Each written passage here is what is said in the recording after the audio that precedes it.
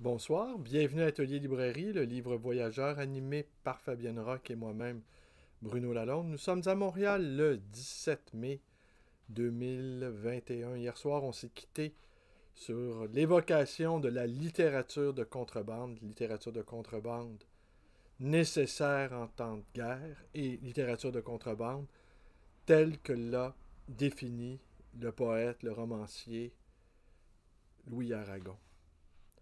Alors aujourd'hui, donc, je poursuis la recension de Interdit de publier de Jean-Yves Mollier, publié aux éditions Double Ponctuation. Et, oui. Alors, c'est un survol des diverses manières de censurer, des pays qui censurent, et c'est assez... je pense qu'on n'en prend pas la mesure. On ne prend pas la mesure de cette censure. Et on pourrait même évoquer la censure par la perte de sens, comme on le vu avec Bernard Noël, mais également la censure par abondance. Une abondance extrême de propositions dites culturelles, un divertissement sans fin, qui fait que peut-être les repères ordinaires ne sont pas sont brouillés.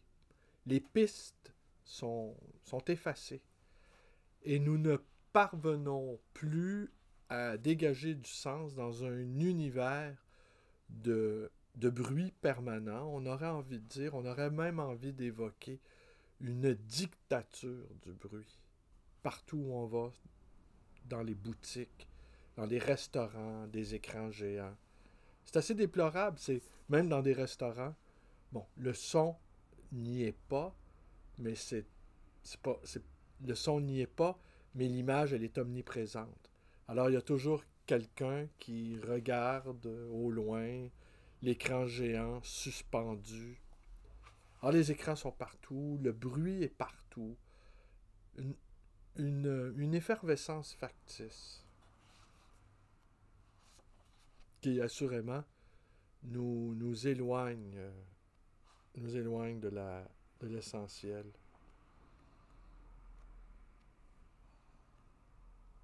Il évoque ici cette idée que la morale victorienne, je prétends, moi, que nous sommes dans une société néo-puritanisme, et d'une certaine manière, la morale victorienne qui est le corollaire de, de la manière de coloniser les esprits.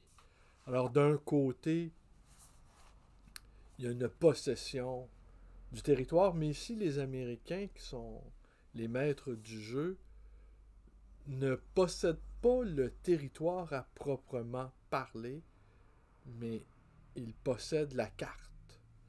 Alors, la carte, posséder la carte, c'est au fond posséder les clés. Google, par exemple. Google, par exemple, a photographié la devanture de la librairie. Si vous faites une recherche, Google Maps, et même des gens qui vont photographier la devanture de la librairie, qui va se retrouver sur Google Maps, l'image de ma librairie ne m'appartient pas. Elle appartient à Google. Alors, et c'est ainsi chaque bout de la planète, chaque espace de la planète est quadrillé, le moindre rocher est répertorié, la moindre plante qui pousse, moindre plante sauvage qui pousse en bordure de n'importe quelle route, de n'importe quel hameau, de n'importe quel boui-boui. Le, la bouteille de coke dans une poubelle d'une rue que personne connaît est répertoriée, est cartographiée. Alors vous imaginez, peut-être dans les esprits hyper religieux où l'œil de Dieu était partout, hein, omniscient, omniprésent, omnipotent, eh bien, la technologie réussit cet exploit-là de se rendre pareil à la puissance divine, qui voit tout, qui enregistre tout, qui sait tout, et et qui est même capable de réinventer le passé, et qui est assurément capable de créer un présent qui lui convient et un futur encore plus prometteur. C'est pour ça aussi dans la religion catholique, oui, le, le crédit était mal perçu parce que le crédit, c'était jouer avec le temps. Et le temps, c'est l'apanage. C'est l'apanage de la puissance déicide, de la puissance de Dieu, pas déicide, pardon, de la puissance de Dieu, c'est le déicide, c'est tuer Dieu. Ben, d'une certaine manière, on l'a tué. D'une certaine manière, on l'a remplacé. On a mis... Déjà, l'homme avait en quelque sorte pris sa place. Et l'homme, pendant un certain temps, disons jusqu'en 1945, s'était substitué à Dieu. Mais une certaine vision, un certain humanisme est, est disparu à la suite de la Deuxième Guerre mondiale, avec les camps et les 2 bombes américaines sur le peuple japonais. Et maintenant, l'homme qui, pendant un certain temps, a été le concierge de Dieu, a cédé sa place aux machines, à la toute-puissance des machines, qui, elles, sont infaillibles. Alors donc, oui, la morale victorienne a fait couler beaucoup d'encre, et l'on sait qu'elle survécut longtemps à la disparition de la souveraineté britannique, dont l'empire s'étendait sur tous les continents. Elle fut cependant balayée par des vents nouveaux qui emportèrent tout sur leur passage au début des années 1960. Et si l'on veut se contenter d'une date unique pour symboliser la révolution des mœurs qui survint alors, on dira que la création de la mini-jupe par la styliste londonienne Mary Quant en 1962 marque le début d'une ère nouvelle que les Beatles firent connaître grâce à la force entraînante de leur musique. Le mouvement hippie aux États-Unis, la consommation de drogue et la recherche individuelle du plaisir, l'hédonisme, ont suffisamment marqué ces années pré- ou post-68 tarde pour qu'il soit inutile de s'y étendre. Il est plus délicat d'indiquer une date pour délimiter la fin de ce mouvement, mais tous les observateurs, y compris africains et latino-américains, s'accordent à dire que le retour à l'ordre est d'actualité et qu'il est infiniment plus difficile d'aborder certains sujets, tels la sexualité aujourd'hui, qu'il y a 20 ou 30 ans. Vous voyez ça aussi, hein? Parce qu'il y a un modèle de sexualité qui n'est plus proposé, ce n'est plus ludique, c'est un modèle dictatorial. Là. Et c'est Pornhub qui est le grand intercesseur, qui nous, qui nous montre ce que nous devons faire.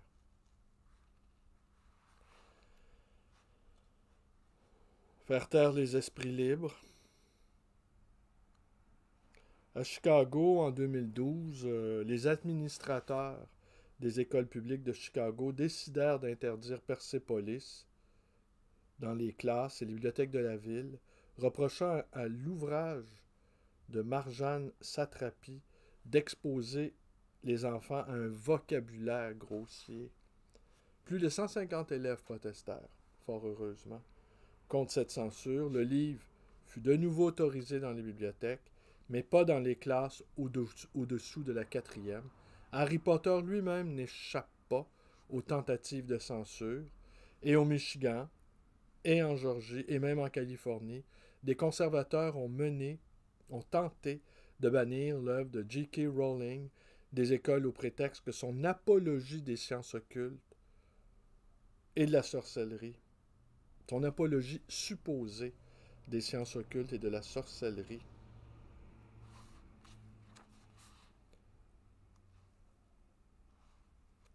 Je poursuis. Alors, ce que nous dit Jean-Yves Mollier, c'est qu'au fond, avec aussi les éditeurs les grands groupes de presse, dont le pouvoir est concentré entre très peu de mains, c'est la bibliodiversité elle-même qui est menacée. Qui est menacée. J'aime bien ce terme de bibliodiversité. Il évoque également l'ombre du multiculturalisme, hein, les sensibilités des divers groupes communautaires qui ne supportent pas qu'on puisse critiquer ni leur religion, ni leur manière de faire, ni leur pratique religieuse.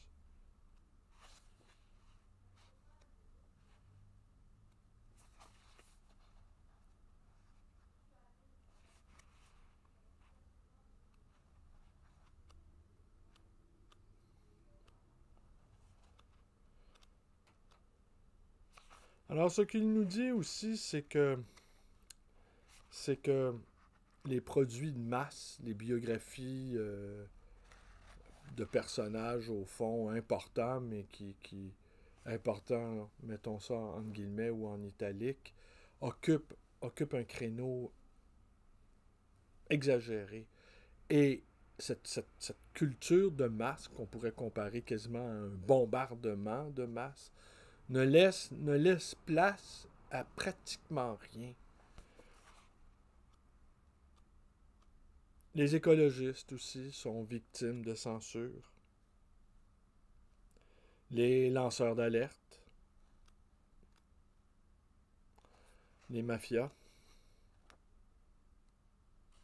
Ici, on ne peut manquer de songer, de ce point de vue, que la guerre de l'opium entreprise par les puissances coloniales européennes en Asie au début des années 1840, a été la matrice de ce commerce qui mobilise de nos jours des sommes fabuleuses. Je parle de la drogue ici. La grande banque britannique HSBC, Hong Kong and Shanghai Banking Corporation, a fait l'objet de plaintes récentes pour sa complaisance envers les cartels mexicains qui auraient déposé des centaines de milliards de dollars à ses guichets sans que cela n'émeuve les dirigeants des succursales concernées.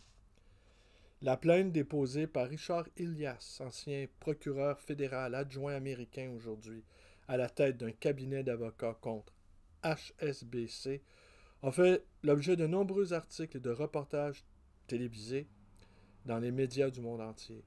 On parle désormais de 670 milliards de dollars blanchis par cette banque dont la publicité s'étale dans les plus grands aéroports du monde sans que cela n'émeuve ni ses actionnaires ni le gouvernement du Royaume-Uni. Manifestement, les affaires Goldman Sachs, JP Morgan ou Lehman Brothers et la crise des subprimes de 2008 n'ont pas entraîné de réflexion en profondeur sur le système bancaire international ni sur ses liens avérés avec les parrains de la drogue. Le meurtre de dizaines de journalistes mexicains, celui de reporters russes et de bien d'autres enquêteurs de par le monde n'ont servi à rien, si ce n'est à illustrer de façon vertigineuse le pouvoir de censure des firmes et des sociétés les plus puissantes.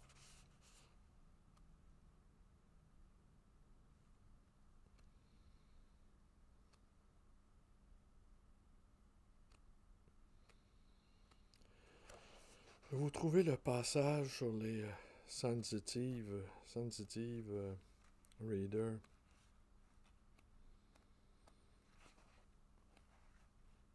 À moins que je ne l'ai pas annoté. En fait, avant parution, on fait lire à des lecteurs sensibles tous les points qui peuvent achopper dans un texte ou dans un texte qui peuvent achoper, qui peuvent heurter, qui peuvent évidemment heurter la sensibilité de certains groupes religieux ou de certains groupes ethniques.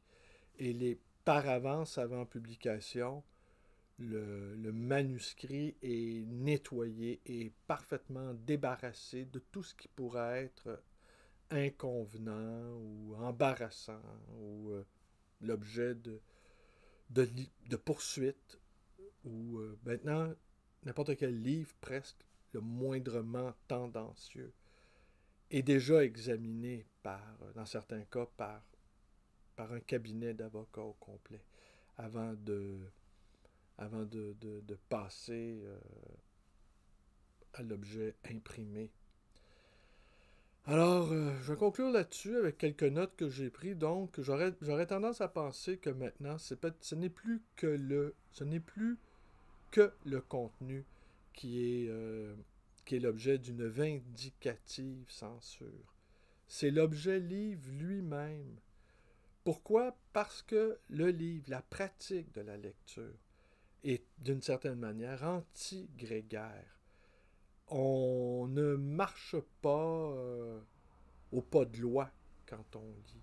On n'obéit pas aux inlassables admonestations qu'on nous fait pour pouvoir entrer dans ce qui est convenu d'appeler le droit chemin ou, si vous préférez, l'avenue la plus large possible.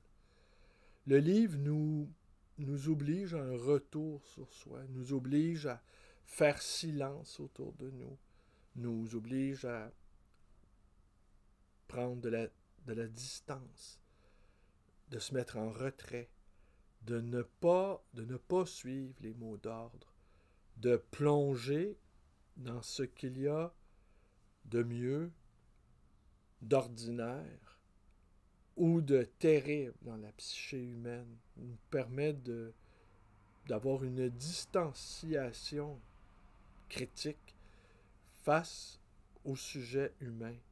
Nous oblige aussi à nous remettre en question, à démanteler les idéologies qui peuvent squatter notre esprit, qui peuvent les parasiter. Lire contre soi aussi, ça existe. Lire contre soi, d'une certaine manière, j'en fais l'expérience. Ça va être la prochaine vidéo de demain. Je lis un auteur très sulfureux en ce moment, mais il y a des merveilles d'écriture et qui m'a amené à un autre auteur. Ben ça, vous le savez comment ça fonctionne. Un livre en appelle un autre. Un livre appelle une bibliothèque. Une bibliothèque appelle une autre bibliothèque. Les bibliothèques communiquent entre elles. L'inconscient des bibliothèques, parce qu'il y a un inconscient des bibliothèques, communique avec l'inconscient du lecteur, qui lui-même communique avec les inconscients de d'autres lecteurs. Ça forme une espèce de monde 3, comme disait Karl Popper, un monde de l'esprit. Le monde de l'esprit existe réellement. C'est pas une abstraction, c'est un monde en soi dans lequel on peut pénétrer, dans lequel on peut aller, et dans lequel aussi on peut se sortir. Mais il existe, hein, le monde des idées, le monde de la culture, le monde des pensées, le monde de l'histoire, des représentations historiques. C'est ce que Karl Popper appelait le monde 3. J'aime bien cette définition-là du monde 3.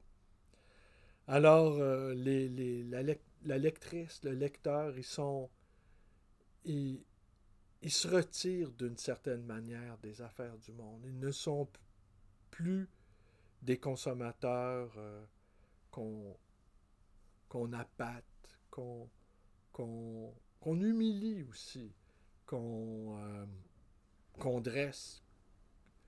Ils deviennent des êtres autonomes, des êtres qui sont capables de réfléchir par eux-mêmes. Et ça, réfléchir par soi-même, humblement et courageusement aussi, avec les outils dont nous disposons. Et ces outils, parfois, sont pas tout à fait adéquats mais on reprend le travail. On reprend le travail, le dur travail de la réflexion, le dur travail de penser contre soi aussi. Eh bien ça, les censeurs ou ceux qui, sans à proprement parler pratiquer la censure, mais qui occupent militairement, hein, comme une occupation militaire, qui occupe l'espace, eh bien, supportent assez mal qu'on échappe à leur surveillance et à leur attention. Supportent assez mal. Alors c'est pour ça que peut-être peut-être que la lectrice, le lecteur, c'est peut-être le dernier renégat, c'est peut-être les derniers outlas, au fond, là, les vrais délinquants, là, les vrais hors-la-loi. Là. C'est peut-être ceux qui lisent Proust, c'est peut-être ceux qui lisent Dostoïevski. Hein? Portrait de la lectrice, du lecteur en hors-la-loi. Hors-la-loi du commerce, hors-la-loi de la publicité tapageuse, omniprésente, envahissante, hors-la-loi du bruit. La dictature du bruit aussi, hein? Lire en silence. Quel bonheur. On a l'impression que de ce silence va jaillir des choses imprévisibles. Une page magnifiquement écrite, sur laquelle on s'arrête, peut provoquer en nous des éclosions d'images, un bouquet de sensations qui nous fait nous sentir encore plus profondément vivants. Lire pour être vivant. Lire pour être super vivant. Alors, voilà. Et le couvre-feu, semble-t-il, est sur le point de s'éteindre. Hein? Extinction d'un couvre-feu. Et cette mesure sanitaire a offert à tout le monde le silence. Le silence des beaux quartiers. Vous savez, il y a des quartiers à Montréal où on n'entend pas, il n'y a pas une voiture qui circule la nuit. On n'entend pas la rumeur sourde de certaines entreprises, de certaines industries qui fonctionnent la nuit. Il n'y a pas de... On peut même entendre le cri perçant de l'engoulevent. Et ce silence qui est la caractéristique, la principale des quartiers, des beaux quartiers, des quartiers aisés, eh bien, c'est par le silence aussi que des hommes d'affaires ourdissent des stratégies, des politiciens, tôt dans la nuit, réfléchissent à des projets de loi, des artistes très importants qui ont du succès par le silence. C'est-à-dire, artiste important n'égale pas succès. Mais quand on vit dans un quartier très aisé, c'est que forcément, on a du succès. Hein? Eh bien, ces artistes-là qui peuvent voir la nuit mûrir, mûrir et effleurir même leur création. C'est la nuit qui apporte, c'est la nuit silencieuse qui devient la matrice de création inédite, d'angles qu'on n'avait pas vus dans les quartiers populeux, et généralement désargentés. Le bruit est omniprésent et il est harassant. L'aube, c'est pas une aube pépiante, c'est pas une aube radieuse. C'est une aube de travail fatigant. Les premiers autobus qui se mettent en branle 5h30 le matin. La fatigue, le corps qui est réveillé par une sonnerie stridulante. L'arrachement là, du corps qui sait que la journée, elle va se vivre sous le joug d'un travail contraignant, peu enthousiasmant, nécessaire, nourrir ses enfants, avoir un gîte qui va coûter de plus en plus cher. Hein. On s'approche du moment où les travailleurs les plus humbles, les plus précaires de notre société auront un toit et le couvert, c'est tout, ou à peu près. Alors, voilà, le couvre-feu est sur le point de s'achever. Eh bien, je vous invite quand même à réfléchir à la nécessité dans vos vies de vous dégager des zones de silence. Ouais, vous voyez quand même, on a Je pense qu'il s'imagine que la librairie est ouverte. Je vais lui dire qu'elle est fermée. Tenez, ça va faire un peu d'action.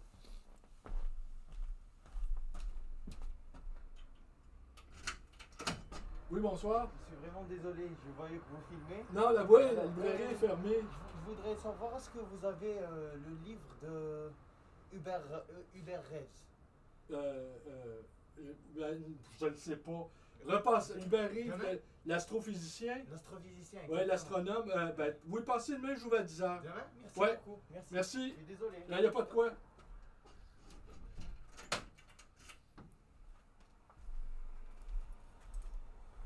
Vous avez compris, le jeune homme recherchait Hubert Reeves.